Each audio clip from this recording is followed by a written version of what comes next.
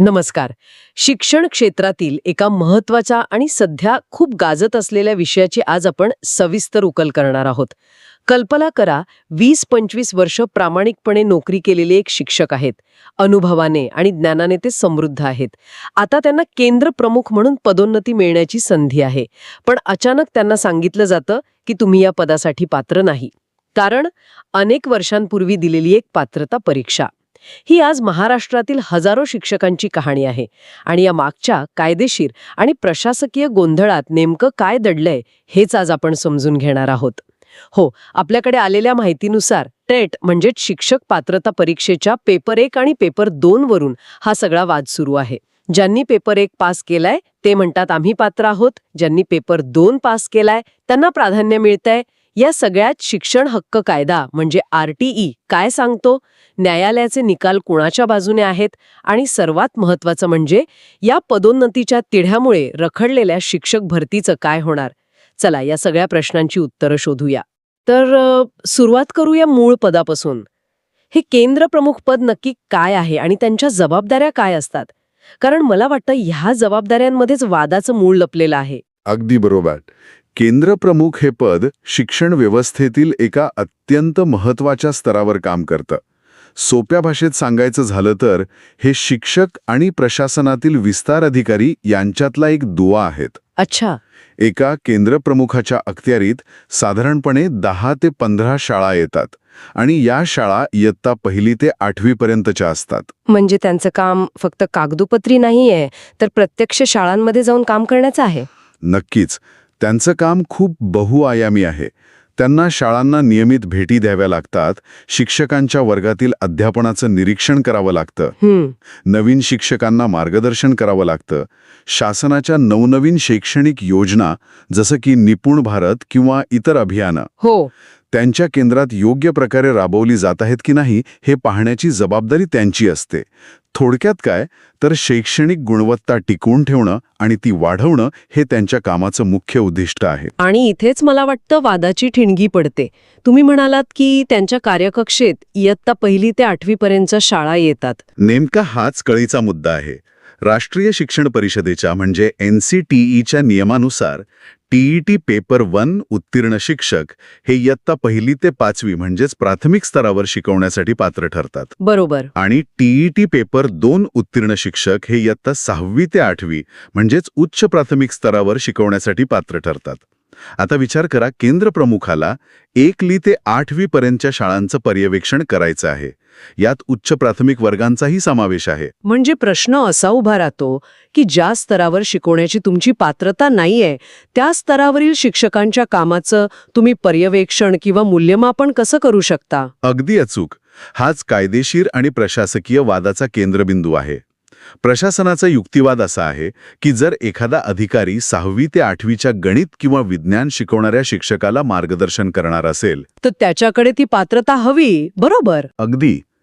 त्या अधिकाऱ्याकडे किमान त्या स्तरावरची शैक्षणिक पात्रता म्हणजेच TET पेपर 2 असणं अपेक्षित आहे. याच तार्किक भूमिकेमुळे बरं का केवळ पेपर 1 उत्तीर्ण असलेल्या शिक्षकांच्या पदोन्नतीच्या मार्गात एक मोठा अडथळा निर्माण झाला आहे. हे तर मोठं विचित्र आहे. म्हणजे अनेक वर्षांचा अनुभव एका बाजूला आणि परीक्षेची पात्रता दुसऱ्या बाजूला. यावर कायदा काय म्हणतो?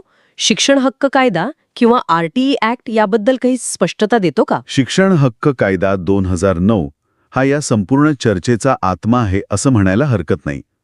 या कायद्याचा मूळ हेतूच हा होता की शिक्षण प्रक्रियेतील प्रत्येक घटकाची गुणवत्ता निश्चित केली जावी. आणि याच कायद्याअंतर्गत शिक्षक पदासाठी टेट परीक्षा अनिवार्य करण्यात आली. कायद्यातील तरतुदी स्पष्ट सांगतात की उच्च प्राथमिक स्तरावर म्हणजेच 6वी ते 8वीसाठी नियुक्ती किंवा पदोन्नतीसाठी संबंधित स्तराची पात्रता म्हणजेच TET पेपर 2 हो ती आवश्यक आहे. पण इथे एक प्रश्न येतो. केंद्रप्रमुख हे पद थेट शिकवण्याचं नाही, ते पर्यवेक्षकीय आहे. मग शिकवण्यासाठी असलेला नियम पर्यवेक्षकीय पदालाही तंतोतंत लागू होतो का? म्हणजे कायद्याचा अर्थ लावताना इथे काही वेगळा विचार केला जाऊ शकत नाही का? हा खूप चांगला मुद्दा आहे आणि याच मुद्द्यावर न्यायालयात खूप खल झाला आहे. यातली एक रंजक गोष्ट म्हणजे कायदा शिक्षक या शब्दाची व्याख्या खूप व्यापक करतो. अच्छा, हो. केवळ वर्गात शिकवणारा तोच शिक्षक नाही, तर शैक्षणिक प्रक्रियेशी संबंधित गुणवत्ता राखणारी प्रत्येक व्यक्ती त्या कक्षेत येते. न्यायालयांनी हाच धागा पकडला. जरी केंद्रप्रमुख थेट शिकवत नसली, तरी ते शैक्षणिक नेतृत्व करतात. ते शिक्षकांचे मेंटॉर आहेत. त्यामुळे कायद्याचा उद्देश केवळ शिक्षकांपुरता मर्यादित न ठेवता संपूर्ण व्यवस्थेची गुणवत्ता राखण्यावर आहे. म्हणून पर्यवेक्षकीय पदालाही तोच नियम लागू होतो, असा कल न्यायालयांनी दिला आहे. अच्छा, म्हणजे प्रकरण न्यायालयापर्यंत गेलंय आणि त्यावर निकालही आले आहेत. आपल्या स्रोतांनुसार महाराष्ट्रातील उच्च न्यायालयाच्या विविध खंडपीठांमध्ये यावर याचिका दाखल झाल्या होत्या. त्या निकालांमध्ये नेमकं काय म्हटलं आहे? हो, औरंगाबाद, नागपूर अशा उच्च न्यायालयाच्या विविध खंडपीठांसमोर हे प्रकरण गेलं आणि न्यायालयांनी वेळोवेळी एकच तत्व अधोरेखित केलं आहे. ते म्हणजे रिक्वेजिट क्वालिफिकेशन फॉर सुपरविजन. म्हणजे पर्यवेक्षणासाठी आवश्यक पात्रता. बरोबर.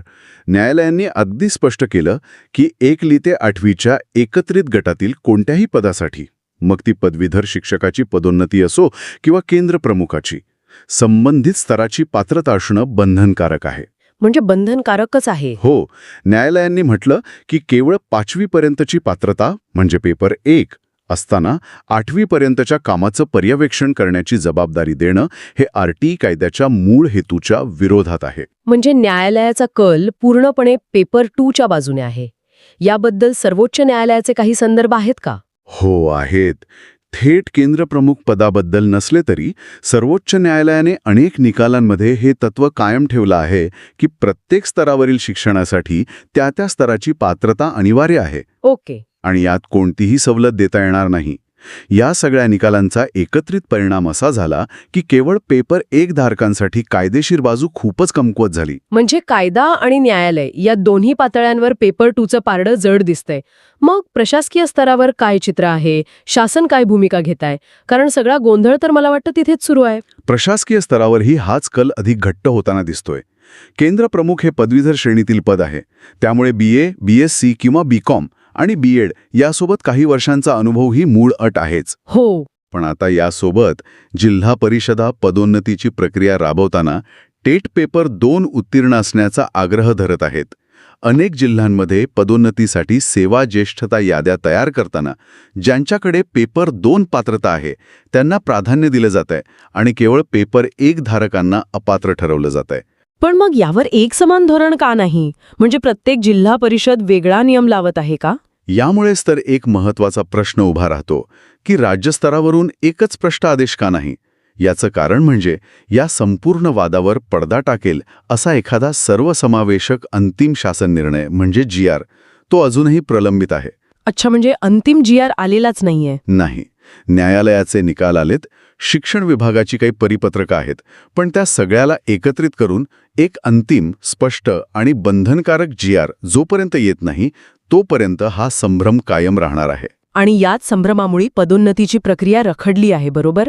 याचा परिणाम फक्त त्या शिक्षकांवरच नाही तर संपूर्ण शिक्षण व्यवस्थेवर होत असेल. अगदी. याचा खूप मोठा आणि दूरगामी परिणाम होतोय.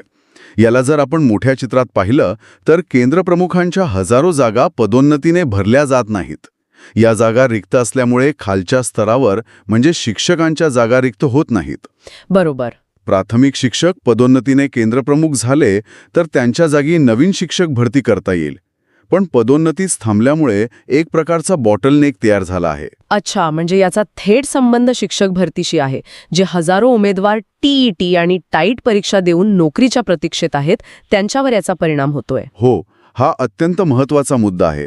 जर या केंद्रप्रमुख पदांच्या पदोन्नतीचा मार्ग मोकळा झाला तर हजारो प्राथमिक शिक्षकांना पदोन्नती मिळेल, त्यांच्या जागा रिक्त होतील आणि त्या जागा 2026च्या संभाव्य शिक्षक भरतीमध्ये समाविष्ट करता येतील. म्हणजे नवीन उमेदवारांना खूप मोठा दिलासा मिळेल यामुळे. नक्कीच.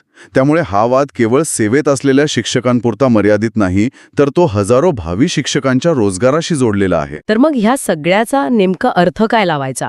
विशेषतः जे शिक्षक अनेक वर्षांपासून सेवेत आहेत, पदवीधर आहेत, अनुभव आहे, पण फक्त पेपर 1 उत्तीर्ण आहेत, त्यांनी काय करायला हवं? त्यांच्यासाठी सगळे दरवाजे बंद झालेत का? सध्याची कायदेशीर आणि प्रशासकीय परिस्थिती पाहता केंद्रप्रमुख पदाच्या पदोन्नतीसाठी टेट पेपर 2 उत्तीर्ण असणं हे जवळपास अनिवार्य झालं आहे हे मान्य करावं लागेल. ही बाजू कायदेशीरदृष्ट्या अधिक सुरक्षित आणि प्रबळ आहे. ज्या शिक्षकांना भविष्यात या पदावर जायचं आहे त्यांनी पेपर 2 उत्तीर्ण करण्यावर भर दिला पाहिजे. आणि ज्यांचं वय झालंय किंवा जे आता परीक्षा देऊ शकत नाहीत त्यांचं काय? त्यांचा अनुभव काहीच कामाचा नाही का? हा एक भावनिक आणि धोरणात्मक प्रश्न आहे. सध्याच्या नियमांनुसार त्यांची बाजू कमकुवत दिसते. ज्या स्तराचं पर्यवेक्षण करायचे त्या स्तराची पात्रता तुमच्याकडे असावी हे तत्व त्यांच्या विरुद्ध जातंय. जोपर्यंत शासन धोरणात्मक निर्णय घेऊन अशा शिक्षकांसाठी काहीतरी वेगळा विचार करत नाही किंवा त्यांना काही सवलत देत नाही, तोपर्यंत त्यांना कायदेशीर दिलासा मिळणं कठीण दिसतंय. मग अशा परिस्थितीत शिक्षकांनी काय करायला हवं? 2-3 गोष्टी महत्त्वाच्या आहेत. पहिलं म्हणजे आपल्या जिल्ह्यातील शिक्षण विभागाकडून पदोन्नतीबाबत आलेली ताजी परिपत्रकं आणि नियम काळजीपूर्वक वाचावेत. हो. दुसरं, आपल्या सेवा पुस्तिकेतील नोंदी, विशेषतः पात्रतेच्या नोंदी अचूक आहेत का हे तपासावं.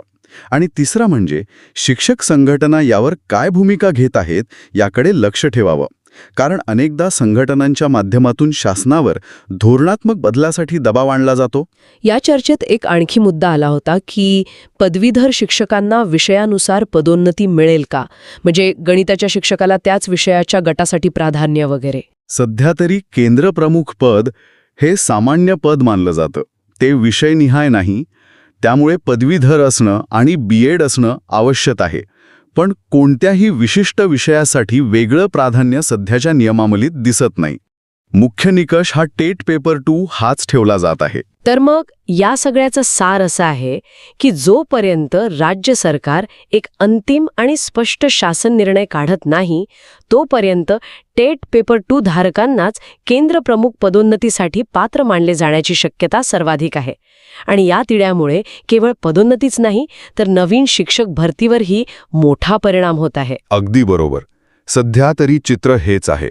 तर आजच्या या सविस्तर चर्चेतून हे स्पष्ट होत आहे की केंद्रप्रमुख पदाच्या कामाचं स्वरूप, शिक्षण हक्क कायद्याच्या तरतुदी आणि न्यायालयांचे निकाल या सगळ्याचा एकत्रित विचार करता प्रशासकीय आणि कायदेशीर कल हा टेट पेपर 2च्या बाजूनेच आहे. हो.